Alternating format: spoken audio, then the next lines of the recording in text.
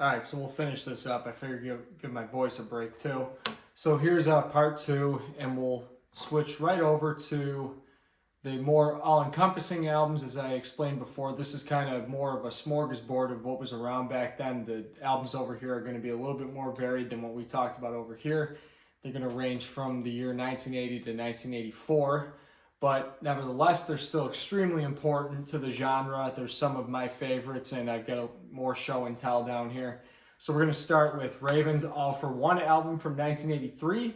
And I can definitively say when me and my brother first heard this and we came across this one, our jaws hit the freaking floor. Every song, just from the very start, from Take Control to the ending with Athletic Rock, it just literally it kicks your ass over and over and over again. It's some of the most exciting music from the new wave. They did Rock Until You Drop in 1980, and then what was the next one after that? It was Wiped Out in 82, and they had an EP, Crash Bang Wallop. But this one, All for One, this I think kind of is the quintessential Raven album. They were on Neat Records, which I think Jaguar was on. Was there another band on here that was on Neat? I think was it Venom was on there. Yep. And a couple other ones, but All for One is probably one of the most exciting albums in the new wave. They it's two brothers, Mark and John Gallagher, and they had this crazy drummer named Wacko, and they'd wear hockey equipment on stage and blow shit up.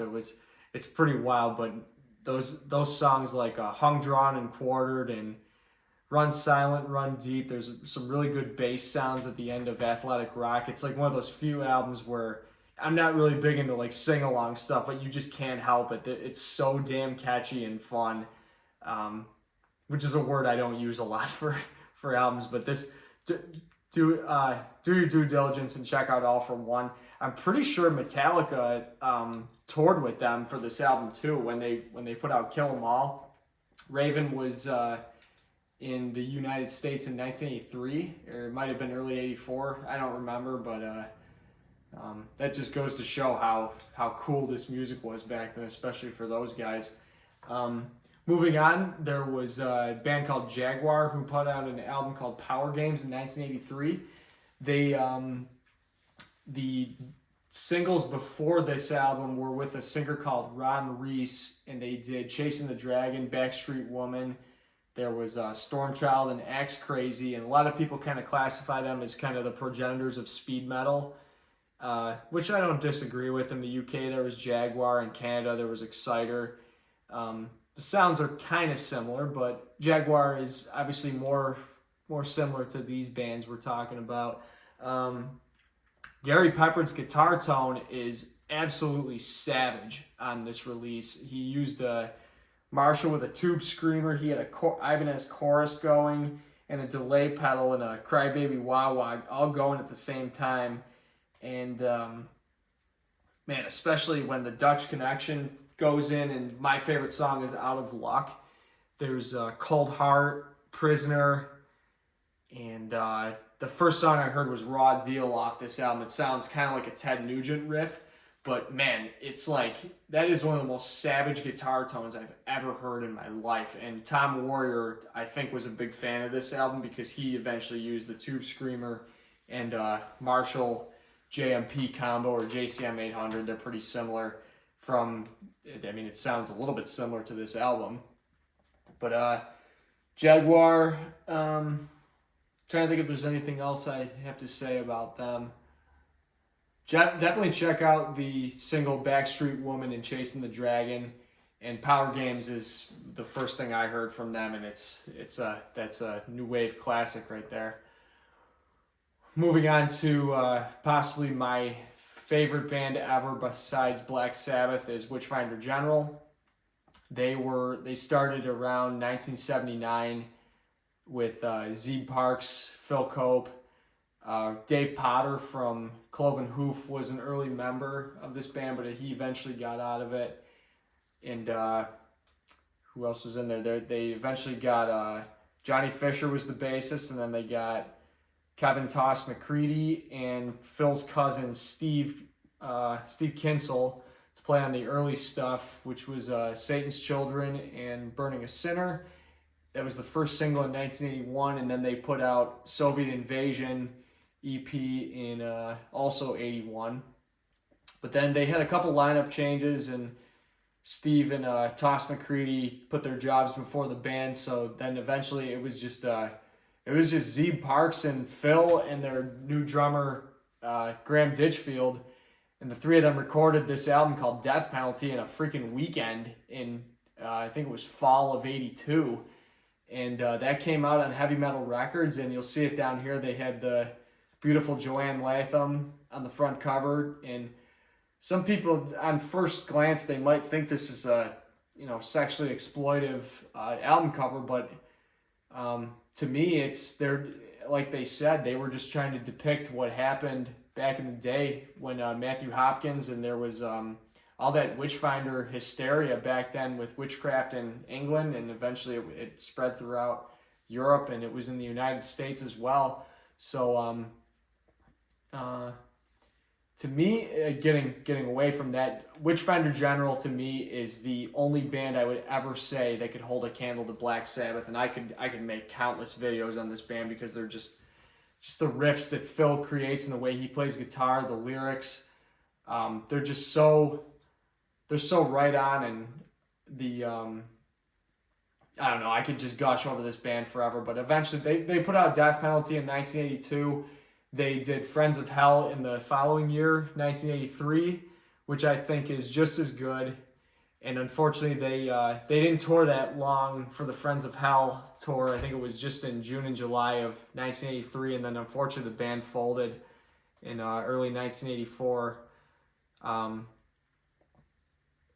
would even include this in over infinite replay values. Every song is absolutely perfect. Invisible Hate, Free Country, Death Penalty, No Stayer, Witchfinder General, Burning a Sinner, R.I.P. It's one of the most classic albums of the new wave of British heavy metal.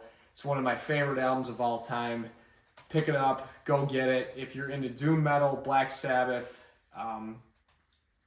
pick this album up. And I'm trying to think if there's anything else I wanted to say about Witchfinder General. Fun fact, Bill Ward from Black Sabbath actually went to one of their shows in 1981. I remember Phil's wife told me that a while ago. And like I said, in the future I'll be making more videos about Witchfinder General and some guitar playthroughs because they're my favorite. And Phil's freaking awesome, man.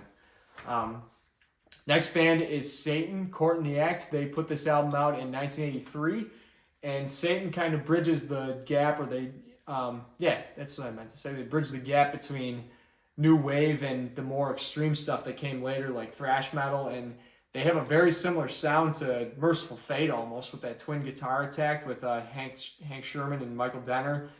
Steve Ramsey and Russ Tippins could, they could hold their own against those guys, and it's obviously very reminiscent of Judas Priest. And Brian Ross on vocals from Blitzkrieg is on this album, and some people are going to say, oh my god, you didn't put the Blitzkrieg album on there from 85, A Time of Changes. And yeah, I think that album's pretty good. I probably could have put that in the extras section, but I thought the production was pretty weak on it. It has a really shitty snare drum sound, and I always thought Satan was the better band anyway, but Blitzkrieg has really good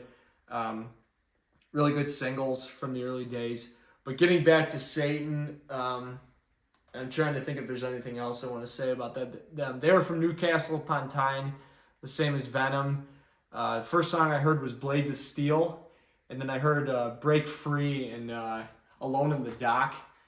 And this was actually one of the first new wave bands that I had ever heard. I think I heard Iron Maiden first, then I heard Diamond Head, Saxon, Motorhead, obviously, even though they're not specifically new wave, they were around at the same time. But one of the deeper bands that I figured out early was Satan, and I heard Court in the Act because it was really close to thrash metal, what I was into at the time. And I know Gary Holt and the guys from Exodus were very big into this band, and it shows, especially on Bonded by Blood. So definitely check out Court in the Act. That's down here. And Now I am gonna, we'll quickly talk about Demon. Demon was a band, they put out an album in 1981 called Night of the Demon, and then their follow-up was The Unexpected Guest in 1982. They were, the album was produced by Will Reed Dick, who did the same, he did Iron Fist for Motorhead. And they have kind of a commercial sound. It's more like straight ahead rock and roll, but it's, they have occult lyrics, and the melodies are really catchy. And Dave Hill's lyrics are occult as well. They have a really cool video from 1982 called "Live at Tiffany's." And is there anything else I want to say about Demon? They were on a compilation with Witchfind, where Witchfind did their song "Belfast" with Luther Beltz. Demon's on there. The band Zero XERO is on that one. What was that one with Vivian Campbell? Sweet Savage is on that as well. I think it's called The Friday Rock Show. So check out Demon. Another great album out of the new wave.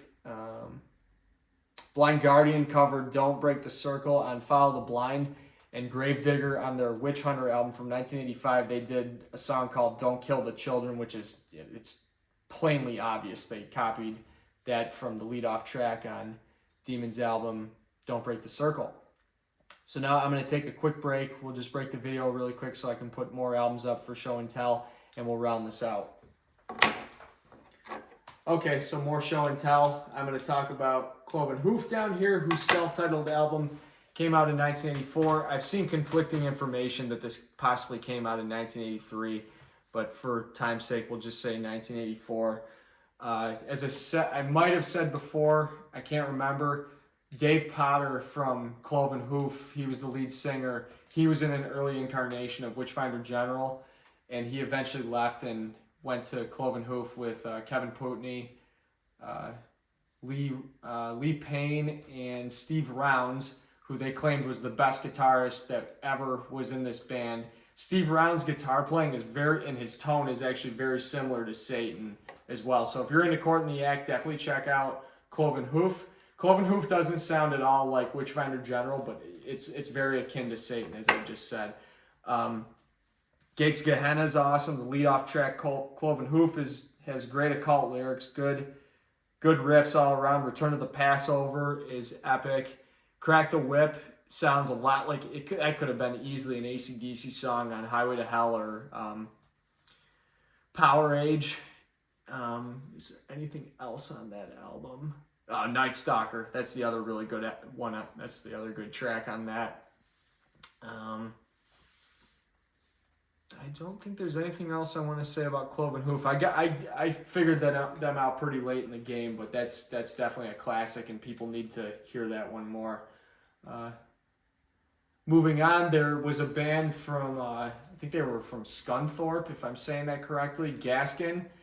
It was Paul Gaskin and two other guys, Steph Prokop and Dave, I forget his last name. It'll come back to me. But they put out an album called End of the World in 1981. This was on the Lars compilation from the early 1990s when he did that, the new wave singles. That's probably where most people know them from. But End of the World has really amazing drumming on it. Paul Gaskin, he's a really just very talented soloist. They wrote really catchy songs like Despiser. On My Way is really cool. That's a fun song.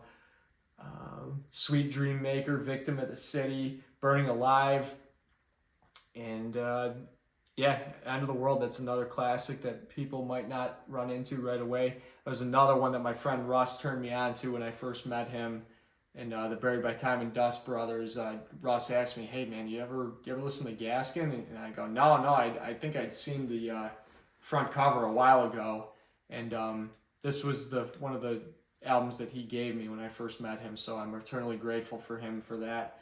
And End of the World, go check it out. No Way Out's not bad too. That's from 1982. It's a little bit more commercial. I like it almost as much. There's a go check that one out too. I don't want to take up too much time, but Moving on, and I wish I had this with me. That's back at back in my other collection, but Venom, Welcome to Hell. That was undeniably the start of black metal as we know it. Possibly the first extreme metal album to ever reach humankind. There was Welcome to Hell, black metal, At War with Satan, Possessed, and then they had a million other singles like Warhead and Die Hard. I know I'm forgetting one or two more. Bloodlust, Manitou, all that good stuff. But Welcome to Hell to me that's my favorite album by them. It started the black metal movement, thrash, death metal. It all kind of all the evil occult stuff and the super heavy riffing. Judas Priest intensified by 1,000 times. Even Jeff Manis said he was never really that influenced by Black Sabbath, but he was a major Judas Priest and Kiss fan. And yes, I think most people are going to know about Venom nowadays. There's nothing obscure about them, but they're undeniably the first black metal band, godfathers of extreme metal as we know it. Bathory was influenced by them. Merciful Fate was not, but all those 90s black metal guys, Necrodeath from the 80s, every occult black metal band was influenced by Venom. That's undeniable. Poison from Germany, Sodom, Creator, Destruction, they all were into Venom. So super mandatory listening. Welcome to Hell is great. My favorite tracks are 1,000 Days in Sodom. I like Live Like an Angel, Die Like a Devil. That's probably my favorite song by them. That was an early single from In League with Satan. That was also on Neat Records. I think I beat Venom to a pulp. Let's just keep going. Tank was a band that was, I think Fast Eddie Clarke produced this album, Filth Hounds of Hades from 1982. A lot of punk influence. And it was another one. I discovered Tank and Satan at around the same time. I was probably 17 or 18. And Filth Hounds of Hades is very similar to Bomber or Ace of Spades. It's actually probably most similar to Iron Fist. I know a lot of people are kind of so-so about that album, but I love it. Filth Hounds of Hades is very catchy. The only track I'm not that crazy about is the first one. I think it's called Shell Shock. But then I heard Struck by Lightning, and that was just super killer track. That's What Dreams Are Made Of is catchy. There's Fell in Love with a Stormtrooper. Filth Hounds of Hades, the title track. Run Like Hell, Heavy Artillery, all good shit from Tank. So check out Filth Hounds of Hades, produced by Fast Eddie Clarke. Next one's a little bit more obscure. I was late to the game on this one as well. Saracen, there was a album from 1981 called Heroes, Saints, and Fools, and this one's kind of weird. It's there's commercial aspects to it. There's a lot of progressive rock on here. They were led by a guitarist named Rob Bendelow, who played, I think he played out of Laney Amps and Gibson SG, same as Witchfinder General and Slade, Black Sabbath. They all played out of Laney Amps. Heroes, Saints, and Fools, the title track is great. Ready to Fly is awesome. That has really good soloing at the end. Crusader is the lead-off track. That's what I first heard. It's got really, really awesome, meaningful lyrics to it. There's some people will write this album off because it's just weird. Some of the vocals are kind of cheesy on it, but I really enjoy it. That's definitely one of the deeper albums on this list. Some people would say, "Hey, I can't believe you didn't put like Girl School or Quartz above this or Savage," but I like this album a lot. It's just my personal opinion. It doesn't mean that it's better or it's more important than Samson or Satan or Raven, but I think it's a fun, interesting listen from them. Sledgehammer was a 3-piece, and I got their album Blood on Their Hands from 1983 down here. They put out a single. I think it was just called Sledgehammer. It was on the Metal for Mothers compilation. Iron Maiden's Sanctuary was on there. Nuts was on there, and a couple other bands. I'm just doing this. And again, I'm doing all this off the top of my head. So if I miss something, you can always put it in the comments or tell me, hey, I think, why the hell did you talk about this? You should have put this band on there. Blah blah blah. Let's keep the conversation going. But Blood on Their Hands is the singing is almost like Peter Gabriel from Genesis, and they play this really nimble style of rock and roll. Jarrah Bandal is very good off this album. The song Sledgehammer itself is fun. 1918 Over the Top is cool. And is it called Perfumed Garden? If you're any drummers out there, check this album out because it's got some really interesting drumming on it as well. The guy plays some just like very non-typical fills. And check out Sledgehammer, Blood on Their Hands. They had the single Sledgehammer before that. So some people are going to say, why'd you put Judgment of the Dead on there? That wasn't a full-length album. I think it's too good to not include, even though it was a demo in 1982 and Pagan Altar had the Time Lord EP that came out much later. They were virtually unknown back when they were around, but they were another doom metal band. The sound is not similar to Witchfinder General. It's completely different.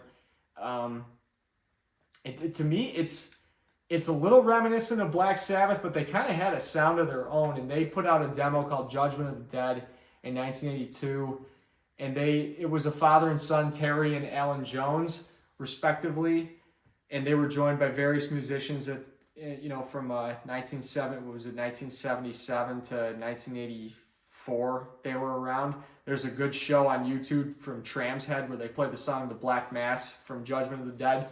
But definitely get your hands on this album. I have a test pressing of it, which it's just a black record. I didn't feel that I needed to show it on this video. But In the Wake of Armadeus, the song Pagan Altar, Acoustics or Dance to the Banshee is a great piece by Alan where he plays by himself. What else is on there? I'm trying to think. Reincarnation, Knight Rider, it's all good stuff. Judgment of the Dead title track. And Alan, if you're listening to this video, please put out the Never Quite Dead album. I know you're not crazy about it because you think it sounds like Thin Lizzy or Kiss Alive when they doctored up all the stuff on those live albums, but that to me is that's more quintessential new wave of British heavy metal that needs to see the light of day.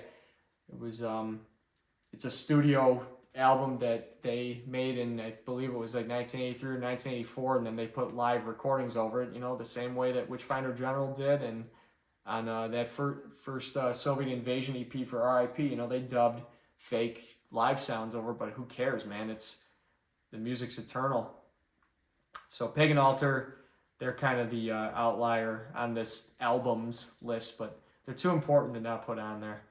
And lastly is A to Z. I got the No Fun After Midnight single, which to me is the greatest single that was ever put out in the new wave. I unfortunately don't have The Witch of Berkeley on LP, but that was recorded at Hazel something high school in 1980. They were picked up by Polydor, and it just goes to show, as I said before, like these record companies would pick up these bands and they would tell them to record at a high school, and the quality was, it's still an interesting album. I really like The King Is Dead, The Romp. The Romp sounds a lot like Never Say Die by Black Sabbath, and the song No Fun After Midnight's on there. Glastonbury Massacre is great, but the fact that they had them record a live album as their debut, I mean, only the MC5 can get away with that with Kick Out the Jams, and I think it hurt them in the long run. They toured with Black Sabbath and Girls' School, and they just didn't get a lot of attention. They put out No Fun After Midnight, which is, as I said, if you are going to buy a 12-inch single or a single that is the most quintessential in the new wave, it is that one right there. Nothing tops it, in my opinion. It's No Fun After Midnight, Treason, and Valhalla Force.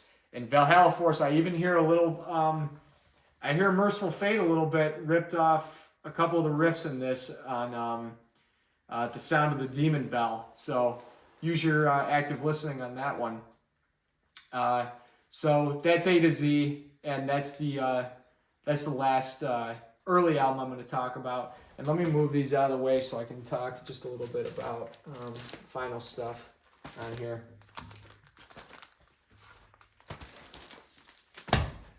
So I threw in some extras. These guys all had albums at the time. There was Fist. They had that song SS Gyro that was on the Lars comp. Girls School, I'm not the biggest fan of. Motorhead loved them. A lot of people like Girls School. Maybe I should sharpen my ears and listen to them a little bit more. But yeah, Girls School is important. They were around early on. Not taking anything away from them. There was Legend from Jersey, which was hyper obscure. I didn't think that's like super quintessential, but people should listen to the Legend album. I think that came out in like 1980 or 1981. Kind of an obscure one. Tokyo Blade was a little bit late to the game. They had Midnight Rendezvous and is it Night of the Blade? That's another good one. Quartz was around. They're one of the earliest new wave bands, but I didn't throw them on here. Probably should have, but they were friends of Tony Iommi. And funny enough, Montalo from Witchfind actually knew Tony Iommi back in the day as well in the late 1970s. And I think Tony gave him a couple production tips on when they recorded Give 'Em Hell. Where was I? Savage put out Loose and Lethal. That was like 1982 or 1983. To me, Savage, Loose and Lethal, it's like Jaguar Power Games, but not as good. I was never really as big of a fan on that one. Some people love it, but to each their own. Grim Reaper is another early band in the new wave. Check them out. What's that? Is it See You in Hell, I think? And Vardis with Steve Zodiac. Sounds a lot like Status Quo and Hawkwind. If you're fans of those bands, check out Vardis. I talked about Motorhead and Judas Priest. Motorhead's been around since Lemmy got kicked out of Hawkwind in, was it April of 1975 after the Warrior on the Edge of Time album. Obviously, check out all the Hawkwind albums from 1970 to 1975. Lemmy's on Silver Machine onwards, which was a single, and then he was on Do Re Mi Fa Sol La Ti Do till Warrior on the Edge of Time. And then Motorhead started in spring or summer of 1975. Lemmy says the new wave came too late for them to get any popularity out of it. I'm not sure I agree with that, but we include them for good taste. You got to check out What's Wordsworth, the live album by them. First Motorhead from 1977. The early singles, Overkill, Bomber, Ace of Spades, Iron Fist, No Sleep Till Hammersmith. And I like Another Perfect Day, too, with Brian Robertson and Thin Lizzy. Everyone should know Motorhead if you're looking at this list, but, we include them on there. Judas Priest was around since, I think they started in, 1970 with a singer, Al Atkins and KK Downing. And they eventually put out Rock-a-Rolla, Sad Wings of Destiny, Sin After Sin, and, oh my God, Stained Class, Hell Bent for Leather / Killing Machine, British Steel, Point of Entry, Screaming for Vengeance, Defenders of the Faith. But their classic stuff to me is 1975 till 1980, 1982. It's a lot of these bands were influenced by Judas Priest. That influence is undeniable.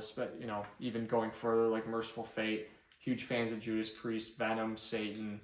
Iron Maiden toured with them back in the day. I am trying to think if there's anything else I want to say about them. Just important. Twin Guitar Attack, very influential to the new wave. Are they a part of it? Maybe. And the last band I wanted to talk about, they were very, very late to the game, is Desolation Angels. They put out a single called Valhalla in 1984. And their self-titled was recorded in 84, but didn't come out till 1986. I think it first came out on Rock Brigade Records. But that to me is quintessential new wave listening. Unfortunately, the original album has horrendous production on it, but it was later cleaned up by Buried by Time and Dust and Jim Plock, and kind of saved that album, and it's one of my favorites, so I call that a late favorite. You got to check out the song Dance of the Demons, Spirit of the Deep, Evil Possessor, Valhalla. The single was Valhalla and Bodicea. And it was a Wild Gypsy Woman, Death Machine, Angry Rain. Every song on that's killer. Go get it on CD. Go buy it from Buried by Time and Dust Records. And that is to me all of the quintessential new wave of British heavy metal albums that you need to know about. And after listening to this for years, I hope this really helped you out and gives you a better idea of what to search for, what's going to be kind of top of the line, and I hope this expanded your horizons more with this very important genre of music. And to me, it's the best era of metal. Even though I love extreme metal, I love thrash, death metal, black metal, early stuff like Black Sabbath, Budgie, Judas Priest, Captain Beyond, early progressive rock, and all the stuff that was around back then. I think this really was the greatest era in heavy metal from 1978 to 1984, especially in the UK. So go check them out. Go have fun. Keep listening.